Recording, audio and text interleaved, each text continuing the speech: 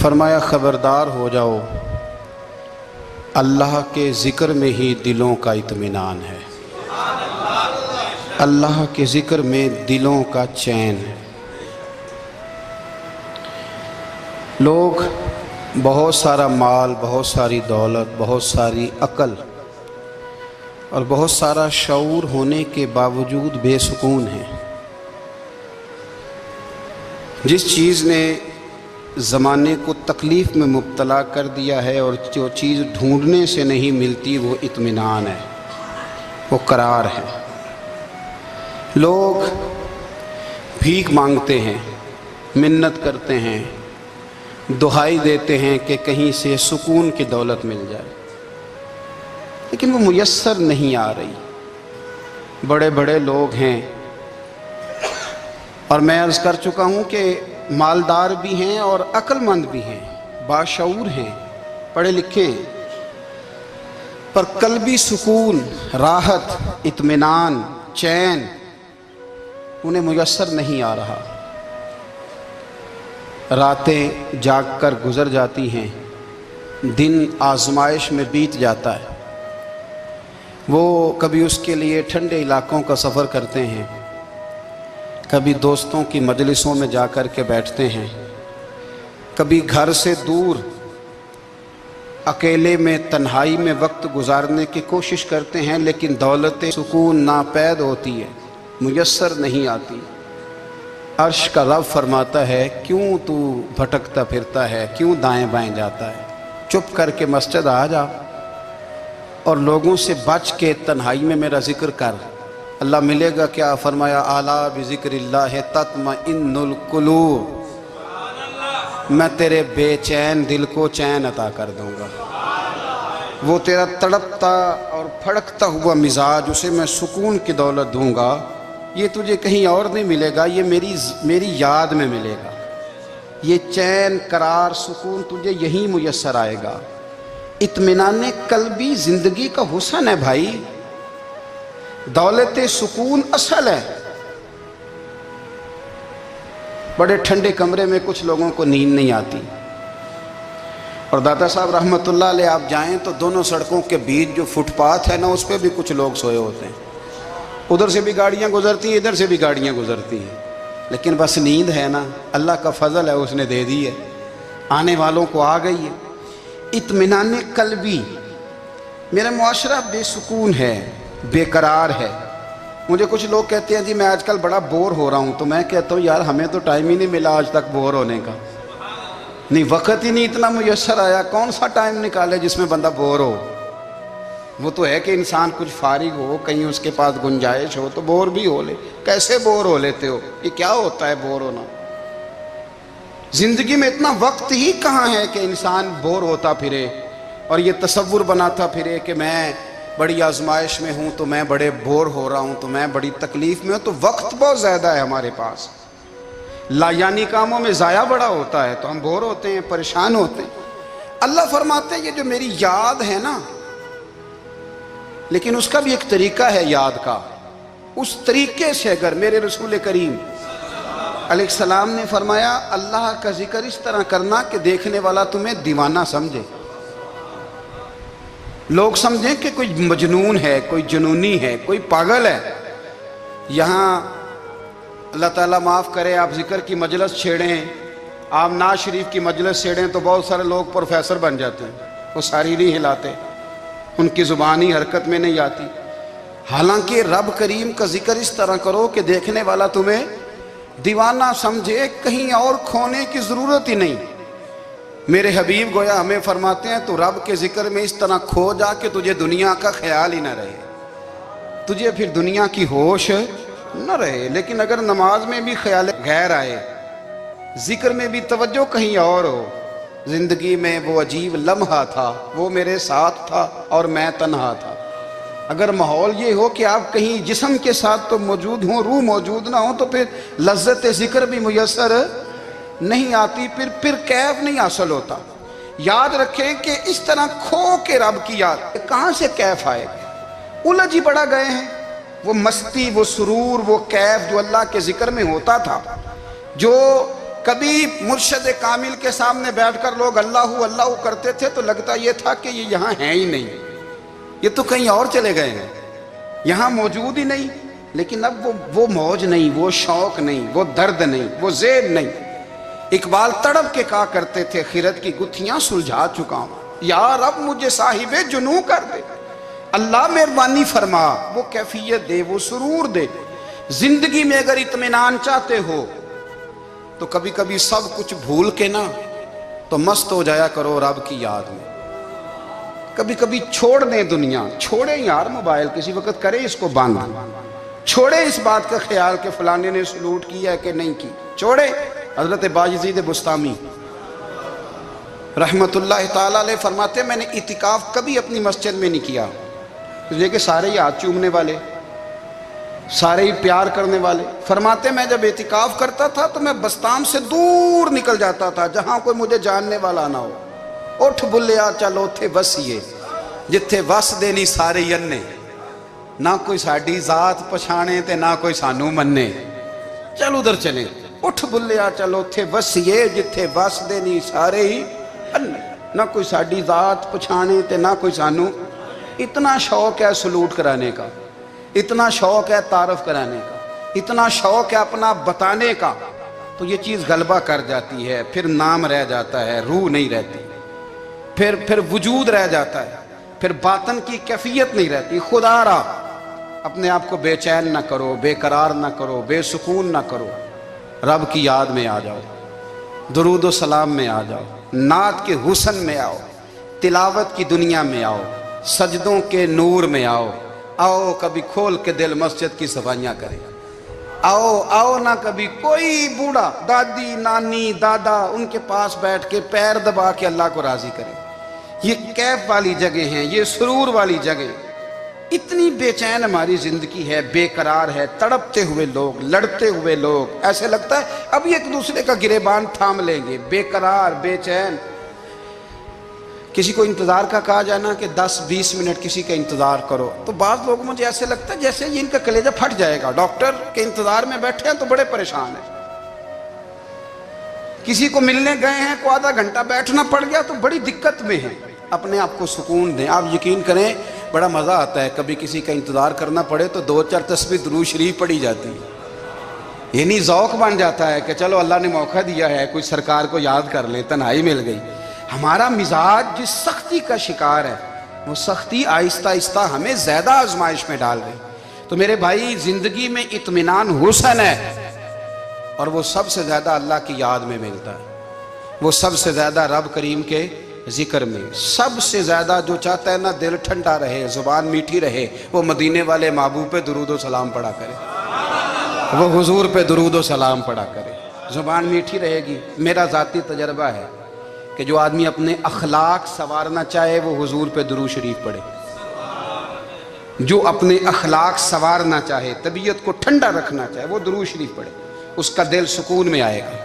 کچھ کام اور ہیں زندگی میں اطمینان کے لیے، ان کا ہونا بھی بڑا ضروری ہے۔ سب سے پہلے اگر آپ چاہتے ہیں نا زندگی میں سکون ہو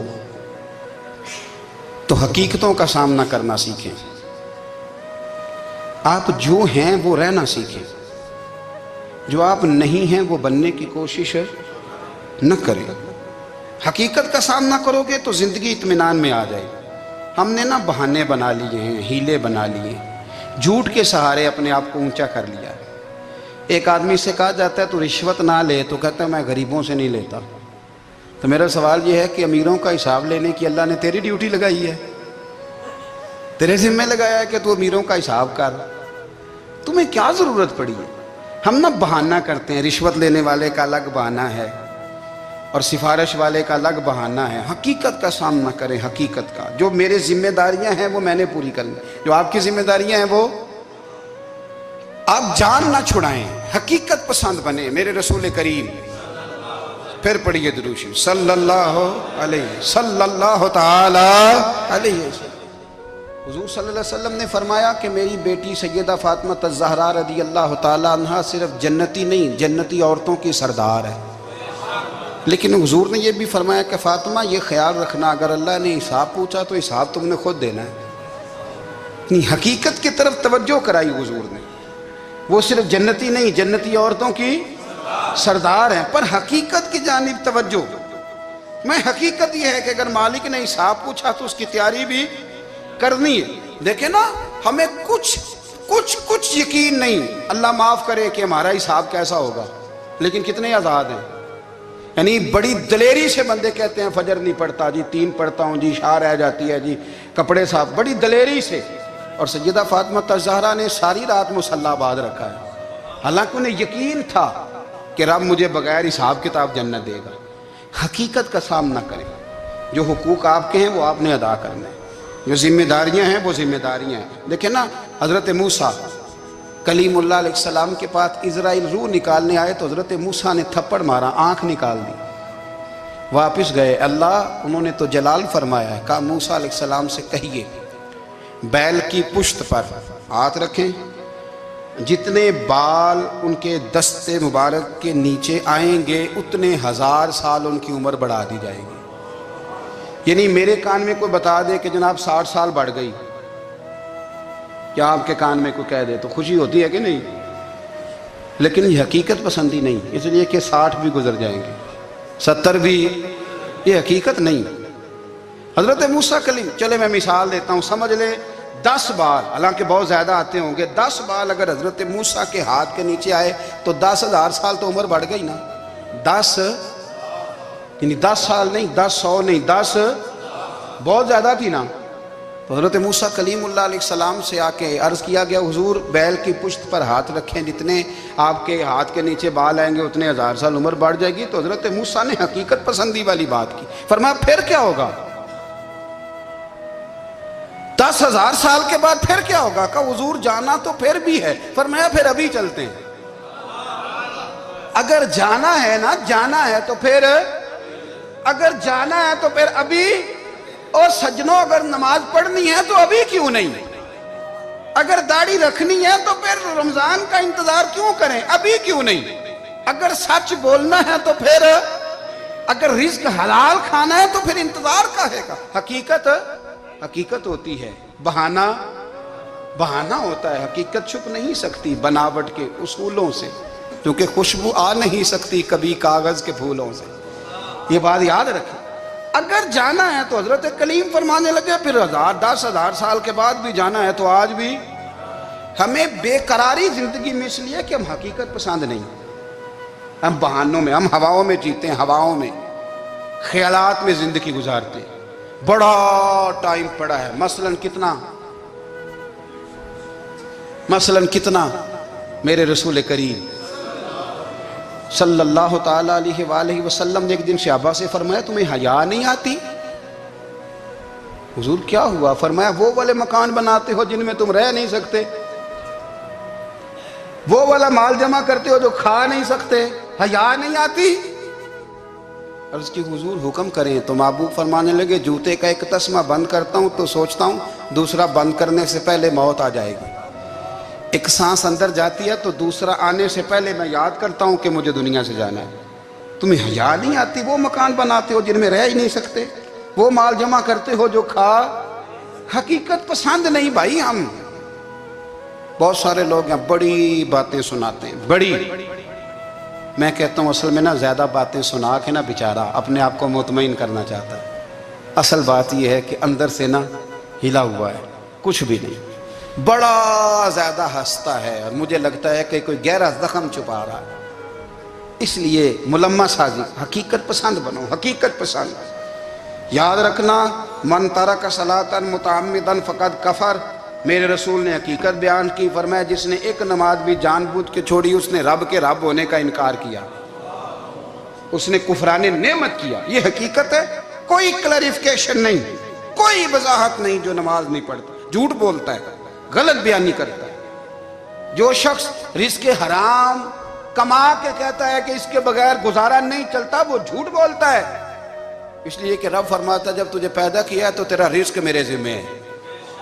اللہ فرماتا ہے کہ لا یکلف اللہ نفسا الا وسعہا، میں کسی پر وہ بوجھ نہیں ڈالتا جو اٹھا نہ سکے۔ نماز فرض کیا اس کا مطلب ہے ہم پڑھنے کے قابل ہیں، اس نے ہمارے ذمہ داریاں لگائی ہیں تو مطلب یہ ہے کہ ہم ذمہ داریاں ادا کرنے کے قابل ہیں، ورنہ وہ کہتا ہے میں وہ بوجھ ڈالتا ہی نہیں جو تجھ سے اٹھایا نہ جائے۔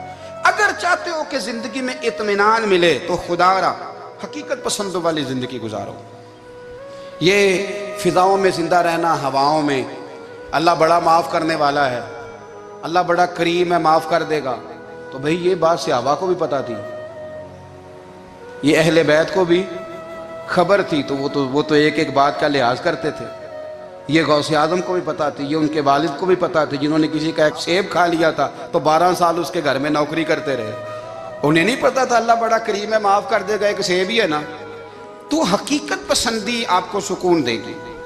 اور اگر آپ نے اپنے آپ کو غیر مطمئن کیا ہوا ہے، بات کچھ اور ہے، اور آپ نے اپنے آپ کو ڈال کسی اور طرف لیا ہے، تو پھر آپ کو سکون مل سکتا؟ سکون حقیقت پسندی میں، اصل میں سکون ہوتا ہے، اداکاری میں سکون نہیں ہوتا. تیسری بات سنیں، اگر آپ چاہتے ہیں زندگی میں مطمئن رہیں تو دنیا داروں سے امیدیں توڑ دیں، اللہ اور اس کے رسول سے امید وابستہ کریں، اولیاء اللہ سے امیدیں وابستہ کریں، صحابہ اور اہل بیت سے امیدیں، اللہ اور اللہ والوں سے امیدیں، دنیا داروں سے امیدیں. آپ کو پتہ ہے دنیا دار کی تباہی کب ہوتی ہے؟ جب انہیں خوش آمدی مل جاتا ہے. چودھری کا بیڑا اس وقت غرق ہوتا ہے جب اسے چودھری کہنے والے زیادہ ہو جاتے ہیں. سیٹھ صاحب اور نواب صاحب بیچارے تباہ تب ہوتے ہیں بھولے پن میں، جب ان کے دائیں بائیں ریلا ہوتا ہے سیٹھ صاحب کہنے کا. لوگ انہیں کھانا چاہتے ہیں، پیار ان کا نہیں ہوتا، ان کی جیب کا ہوتا ہے. محبت ان سے نہیں ہوتی، ان کی کرسی سے ہوتی ہے. ضروریات کا پیار ہوتا ہے، تباہ کر دیا جاتا ہے.